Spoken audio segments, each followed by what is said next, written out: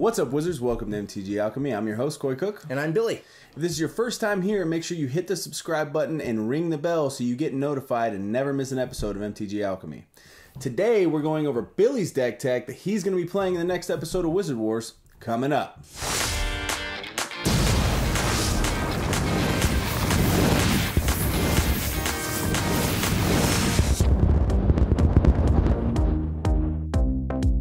Alright, so today we're going over Billy's deck tech that he's going to be playing in the next episode of Wizard Wars. But first, we want to give a thank you to all of our patrons. We really couldn't do this without the support of all of our patrons. If you'd like to join our exclusive community, go to patreon.com/mtgalchemy, where you can find behind-the-scenes footage and even get cards in the mail signed by the cast every single month. And we're going to leave a link in the description below so that you can join our Discord. From there, you can talk with members of the cast and other members of our community, as well as sign up for the VIP seat giveaway for War of the Spark at Gamer Utopia.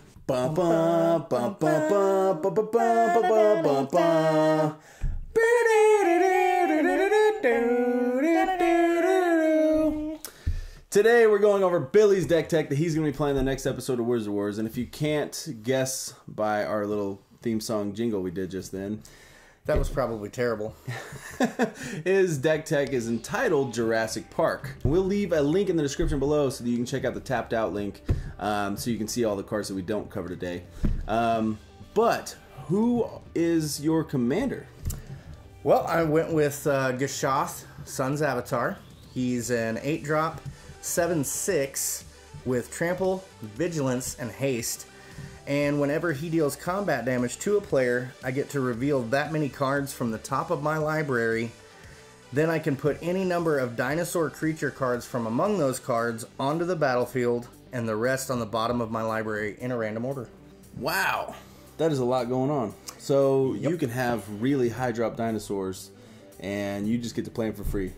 Yeah, That's as really long bad. as I can deal combat damage with him. And he's got trample, so you can just trample over another blocked creature or whatever and still do damage and still get the triggers. Yeah, chump blocking doesn't really help with Gishath, unfortunately, because, well, it's fortunate for me, but because of that trample, and that's paid off dividends. So, so I guess it's Naya color, so it's red, green, and white.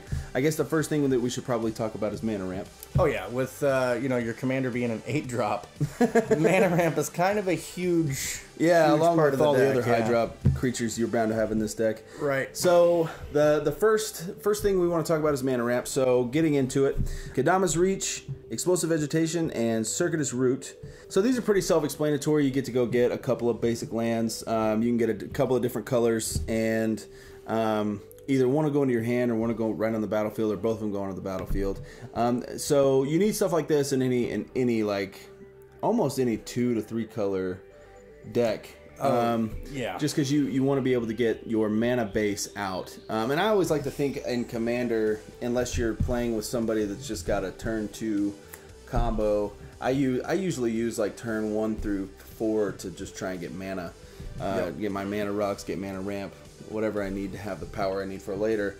Well, bear in mind, these are not the only mana ramp that we have, or I have, in this deck. Sylvan Scrying is another one that I use. I like it a lot because it's just a 1 and a green, and I search my library for a land card. Does not have to be a basic land, which is super helpful. Then I have to reveal it and put it in my hand, and then shuffle my library. Which is really good, because then you can go get stuff like Reliquary Tower, or Glacial Chasm, Gruul Turf, any of the dual lands that you may need to kind of help even everything out on your mana base. Right. Yeah. Those are all really good options, and that way you can go get a land instead of a basic land. Just kind of re-emphasize the a land part of that text is necessary, because I mean it does let you go get pretty much anything you want. Yep. So that's really good, and then you've got the I want to say great value version of Gaia's Cradle. Yeah, pretty much. This is kind of a budget build, but not really. It's Growing Rites of Lamacq. Growing Rites of Lamacq is a 3-drop legendary enchantment. When Growing Rites of Lamacq enters the battlefield, look at the top 4 cards of your library. You may reveal a creature card from among them and put it into your hand. Put the rest on the bottom of your library in any order. At the beginning of your end step, if you control 4 or more creatures, transform Growing Rites of Lamacq, and it becomes Lamacq, Cradle of the Sun. So you can kind of see where I said it was the great value version of Gaia's Cradle. But it's a legendary land. Tap it to add 1 to your mana pool, or tap it to add 1 green to your mana pool for each creature you control. That's a huge deal in a deck like this, because you're constantly pumping out creatures, so now you could have 5 creatures on the board. Well, the great thing about this is when it transforms, you instantly have 4 green mana. Right. Because you have to have 4 creatures out. So right. transform it, tap it, boom, 4 mana in your mana pool right away. Right. So you have to have 4 creatures out. So you've got 4 green mana, and that's in addition to what if you had the 3 or what have you, it's in addition to what you had on the board already. So it's a big mana jump there. So with all of these mana rocks and mana ramp stuff, what are you going to be using that for? So couple of different sections. I'd like to touch on some of the enchantments that I have in here. Okay. Because honestly, unless I have just something great in my hand to use it for, I want to set up my board state for a little later in the game. This is more of a mid-range kind of a deck, because it takes a little time to build your board state, but once you do, it's pretty devastating. Right. One of my favorites, just for what it does, is Colossal Majesty. Yeah. 2 and a green, and at the beginning of your upkeep, if you control a creature with power 4 or greater, draw a card. That's super important for this deck, because especially I'm burning in a Naya stuff. deck. Yeah, because I'm burning stuff off the top. I got big creatures in here for the most part. So and you want card advantage. You want to be able to get cards back in your hand. That's right. Yeah. Because some of the effects will put things on the bottom that I might have needed. So being able to, flip through the deck pretty quickly is a major advantage for something like this. One of the ones that I've seen that I really want to talk about is Lurking Predators. It's a 6-drop enchantment. Whenever an opponent casts a spell, reveal the top card of your library. If it's a creature card, put it onto the battlefield. Otherwise, you may put that card on the bottom of your library. Yeah. That's devastating. There's a lot of things going on with that. That's any spell that's cast. Right. On anyone's turn, whenever. That's my favorite thing about this card, is because that's not just card advantage. That's giving me the ability cheating stuff out. It's almost like a scry as well. So if I want to put it at the bottom, I can. Or if it's one of an enchantment that I want to keep, or a land, then I keep it on top. That's really, really bad. There's a lot of value out of 6 mana with that enchantment. Yep, so that's anytime anybody casts a spell, so you just keep dishing out creatures. Yeah. One of the ones that's from the newest set that I had to put in here is Rhythm of the Wild. Creature spells that I control can't be countered. That's actually the biggest reason that I wanted that in here, because with those big drop creatures, I don't want to, if I have to cast it from my hand, I don't want to waste all that mana. Right. So that's a big reason why Rhythm of the Wild. But it also gives my non-token creatures Riot. So that means when they enter the battlefield, they can either have haste, or I can give them a +1/+1 counter. Which is a big deal. Yeah. I mean, I think ultimately a lot of the time you get more value out of haste sometimes, depending on the board state, and then you can also get more value out of the +1/+1 counter if you need a bigger defense. And that's where, if I have Rhythm of the Wild out, when I cast Gishath, instead of a 7/6, he's going to come out as an 8/7 because he already has haste. And so that's gross. That's even more ability to get cards off the top of my library, get my creatures out for nothing. That's pretty quick. So another one that I think is pretty disgusting in this deck is Tranquil Grove. Tranquil Grove is a 2-drop enchantment, and the ability is a 1, a green and a green. Destroy all other enchantments. Wow. Yeah. All other enchantments, so you can keep blowing up the enchantments. Yeah, somebody puts out an enchantment I like. If I've got mana open, I just kill it. Just kill it. Just kill it. Like Gaddock Teague decks, those prison decks, those are gone. Yeah. Yeah. That's why that's in here, because I had to figure out some kind of weird ways to come up with a little protection against blue. Because blue uses that kind of stuff, stuff that gives... So does Gaddock Teague. Right. Gaddock Teague. When that thing runs, that Gaddock Teague would just decimate this deck. Like not with that out. But not with that out. Yeah. Yeah, so that's more or less in there for protection. I know that it has the opportunity to kill my enchantments. Yeah. But in a pinch, or if I only have that out, and I need to get rid of something that's going to do. I mean, it could kill your looking predators. Stuff. It could kill your colossal majesty, majesty. But at the same time, you're killing all other enchantments, which could be doing damage to you, or could be restraining you in one way or another. So that's really bad. The next one that we want to talk about is Sarkhan's Unsealing. This is probably my favorite enchantment in the whole deck. Sarkhan's Unsealing is a 4-drop enchantment. Whenever you cast a creature spell with power 4, 5, or 6, Sarkhan's Unsealing deals 4 damage to any target. Whenever you cast a creature spell with power 7 or greater, Sarkhan's Unsealing deals 4 damage to each opponent and each creature and planeswalker they control. That's a lot of damage. That is a board wipe when I cast my commander. Yeah, that's nasty business right there. Yeah, and among other creatures, of course. Right. But yeah, that's in there for the damage. You know, because if I can get that out and then cast my commander, board wipe everything, that's at minimum 7 cards off the top of my library. I got a good chance of getting some other dinos out. Right. And it's just it can be devastating, and that's why I love it so much. So what I decided to do, which I love that these cards even exist, but I have some Dino Support cards. You know, some of the humans and stuff that make them cheaper, Sure. like Kinjali's Collar. He's a 1 white, and dinosaurs spells I cast cost 1 colorless less. And in that same vein is Knight of the Stampede. He's a 4-drop human, 2/4, and dinosaur spells cost 2 colorless less to cast. And then Drover of the Mighty, I put him in here because of mana fixing, actually, more than anything else. He's a 2-drop 1/1 human. He gets +2/+2 as long as I control a dinosaur. So a 3/3 for 2 in itself is not bad. Yep. But you can tap him and add 1 mana of any color to your mana pool. So if you need that extra white or red or whatever, tap him out, you're good to go. So not only am I making cost reduction and I have ramp spells to get land, but I have creatures that produce mana as well. Right. So the next one I want to talk about is Forerunner of the Empire. He's a 4-drop human. He's a 1/3. And when he enters the battlefield, I can search my library for a dinosaur card, reveal it, then shuffle my library and put that card on top of it. Also, whenever a dinosaur enters the battlefield under your control, you may have Forerunner of the Empire deal 1 damage to each creature. So token decks, you know, That's I've got really him bad. out, and I plop out any dinosaur, and boom, tokens are gone.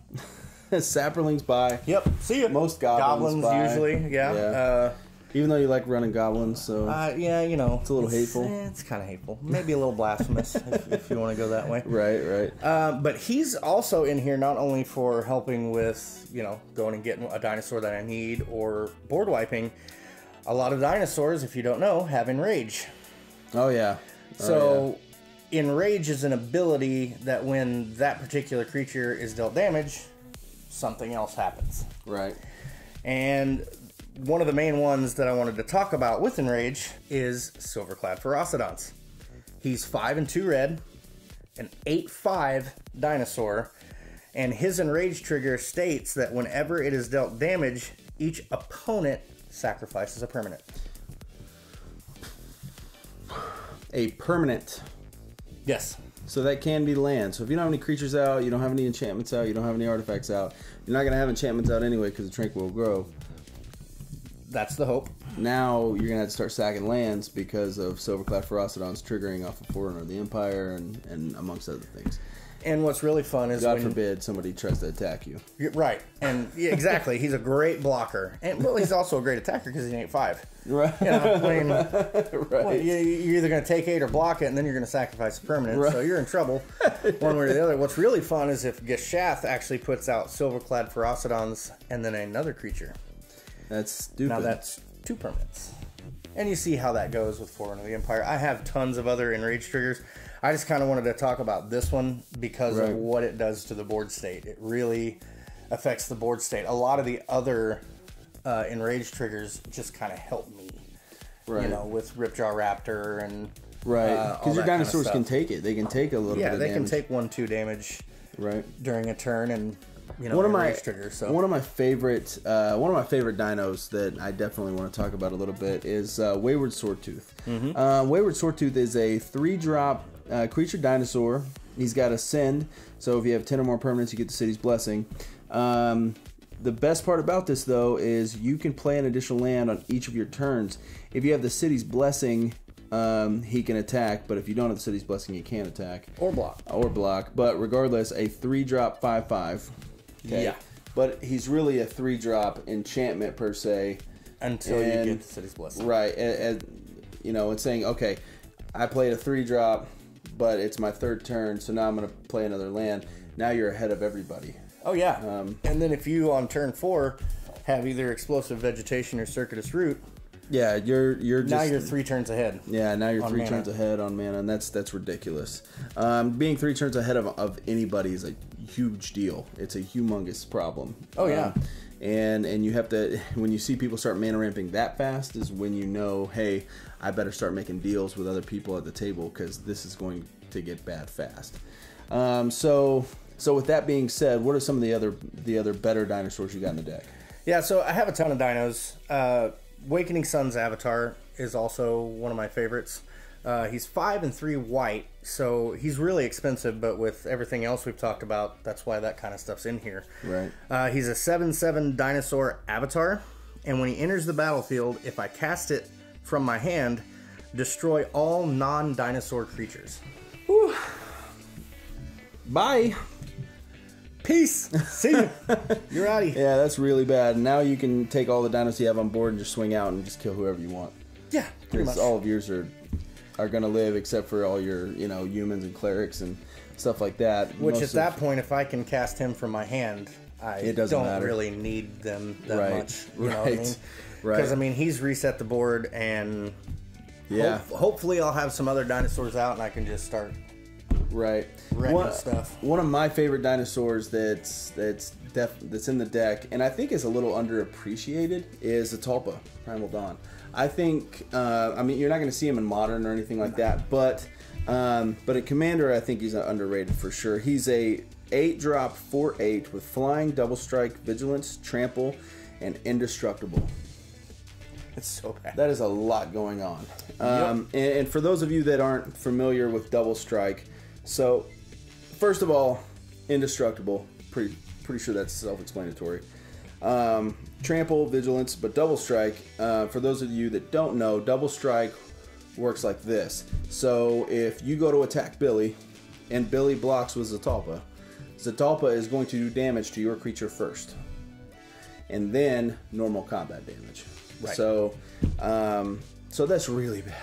Yeah. Right. He's going to hit your creature for 4 first, and then he's going to hit it for another 4 an additional time. Yep. So Double Strike's horrible. Even if you had a creature that could kill it, it won't. It's indestructible. Yeah. Right. So he's basically just like a indestructible wall that can hit your face for 8. So right. And the only way to get rid of indestructible creatures is to A, exile them. Yep. Or B, neg them out. Yeah. So neg 1 counters will neg out a dino. Get it just effects that give them neg 1 until end of turn. Right. Stuff like that. I think those are really the only 2 ways to kill an indestructible creature. Yeah. And of course you can always banishing light or something like that, but right. Swords to Plowshares, get rid of it real quick. So, right. Yeah. Swords to Plowshares, Path to Exile. There's a few different ways to handle indestructible creatures, but there's still a problem. Oh yeah. And then you instantly, now that's what I have to spend that on. Yep. I have to use the Swords to Plowshares on that now. So that's definitely, I think, in Commander, an underrated card. I think he'd probably even be a good commander. Yeah, that's actually not a bad idea. If you wanted to run mono white and have mono some white crazy and stuff, just have some, Yeah. He might be an alright commander, but it'd be fun to just be like, hey, here you go. Yeah. So you can't build a Dino deck without putting in Galta. Galta Primal Hunger. He's a 12-drop, which sounds terrible, but he's a 12/12 with Trample, and he costs X colorless less to cast, where X is the total power of creatures you control.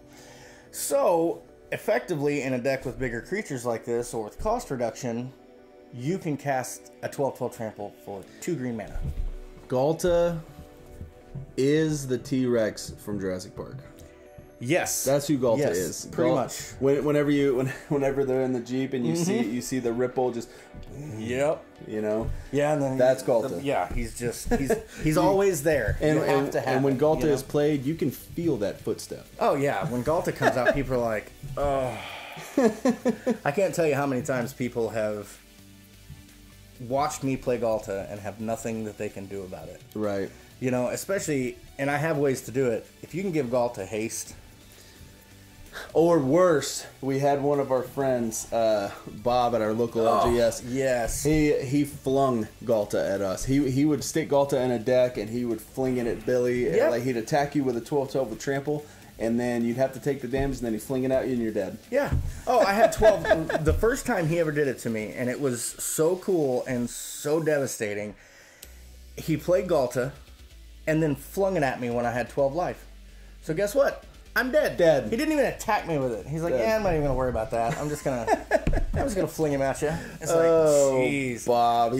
He always does stuff like that. Man, I love Bob, but dude, I might 12 to the face. It was, but anyways, it was crazy. If you like today's deck tech, make sure you check out the tapped out link below so you can see all the cards that we didn't cover today. Question of the day. What cards would you like to see in this deck that may be different, maybe create some other combos? Is there a better commander for the deck, do you think? And whatever you do, don't say Gaia's Cradle. Yikes. Anyways, really hope you guys enjoyed today's episode. We'll see you guys next time on MTG Alchemy. Tapped out link below. If you like today's deck tech, What's up, Wizards? Welcome to MTG Alchemy. He's coy. If you like today's deck tech, make sure you it.